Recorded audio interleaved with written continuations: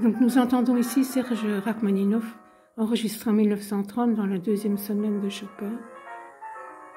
Vous ne pouvez pas avoir meilleur professeur que Serge Rachmaninov, c'est un honneur. Et surtout, je m'y suis mise il y a quelques jours à cette sonate de Chopin, et encore une fois, hors cliché, avec presque une aberration pour la frénésie que certains interprètes mettent dello doppio movimento. Nous avons un grave, ça se bat à 40 au métronome. Mais c'est ici une mesure en 2 temps, donc la blanche vaut un temps, donc c'est 40 au métronome par blanche. La blanche, elle inclut un doute dans sa sonorité, elle a un poids qui soit traduit un point d'exclamation, ah, soit un doute. Et donc, on ne peut pas se lancer dans la frénésie. Si on multiplie par 2 40 au métronome, ça nous fait encore 80 à la blanche. Et à part le premier accord qui est sforzando, le reste est piano. Et puis nous allons progressivement avoir des points forte évidemment dans ce piano. Si l'introduction à cette sonate dépeint un décor, le début piano du doppio movimento est un son de cloche. Et ça, ce n'est pas Sergei Rachmaninov qui va contredire cet argument. Ce n'est pas déjà un galop.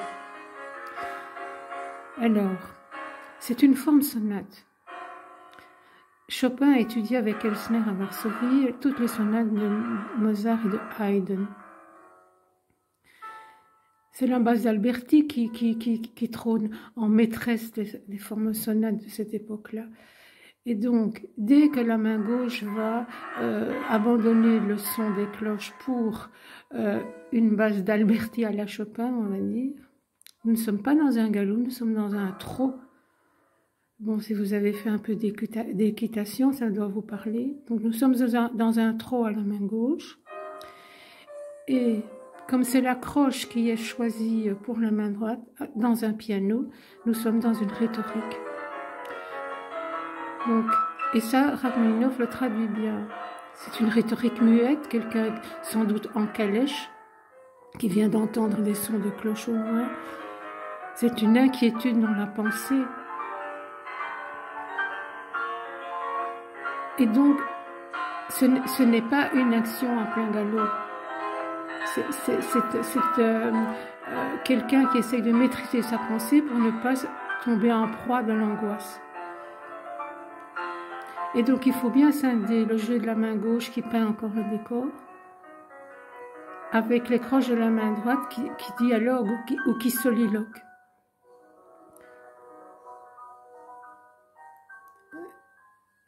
Chopin a rencontré George Sand. Parmi certains exégèses, on dit que la relation aurait déjà débuté en 1836.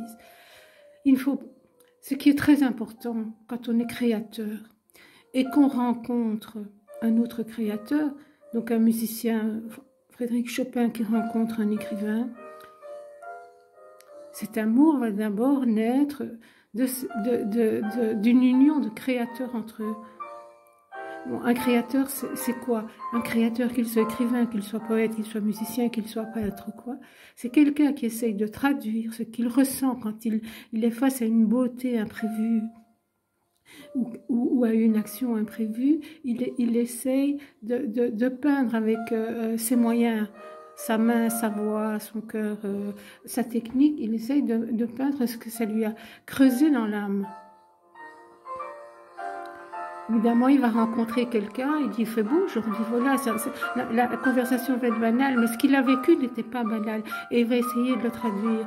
Donc vous devez essayer, quand vous êtes interprète, amateur, ou même professionnel, vous devez essayer de vous mettre dans la peau d'un créateur, et pas simplement d'obéir à une école technique, même si elle est bien documentée. Vous devez vous mettre dans les affres de la création. Et ici, pourquoi je parle de George Sand? Il était écrivain. Donc, Nous avons une correspondance de Chopin fin 1839 où il écrit fin 38. Il est état-major quand il écrit ça à Fontana.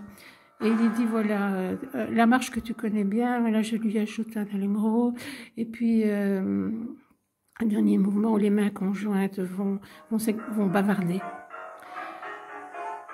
Mais George Sand, toutes les nuits, elle s'enferme dans sa chambre et elle remanie son premier roman, Leila.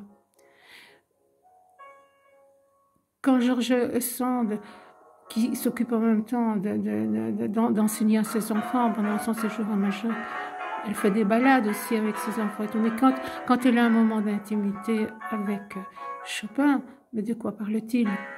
Elle de ce qu'elle a écrit la nuit et lui de ce qu'il a écrit le jour ou la nuit. Et donc, tout ça, ça interinfluence. Une forme sonate, c'est un roman. Ça a d'abord été un récit d'opéra. Donc, on a essayé de me présenter deux personnages dans une forme sonate dans la période classique avec Haydn Mozart. Mais en même temps, bon, ces personnages évoluent dans un décor et donc la main gauche, bien souvent, décrit le décor, l'action et les cellules rythmiques aussi. Et donc Chopin respecte ça et va faire entrer deux personnages dans sa forme sonate. Et donc à ce moment-là, nous sommes à l'introspection, nous sommes au début du romantisme, au roman social. Et donc, quand vous aborderez ça au piano, laissez aller votre imagination donc vers 1840 en France, puis à Majorque, et puis ce qui se passait en Europe. Et donc, essayez de décrire quelque chose de cohérent avec un arrière-fond historique. Et n'essayez pas de suivre simplement les 10 ou 12 interprétations de vos pianistes préférés. Vous allez vous faire trop influencer par le côté superficiel, entre guillemets, de l'interprète. Alors que pour bien jouer des personnages comme Chopin, il faut s'improviser créateur.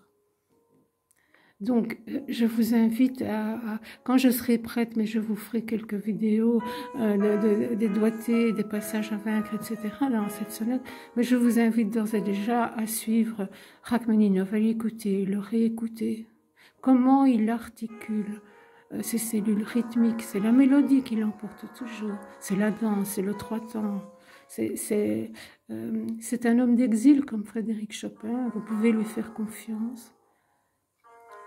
Et donc, vous trouvez ça sur YouTube, vous tapez donc sonate en si bémol mineur de Chopin par Rachmaninov, enregistrement 1930 et vous l'avez.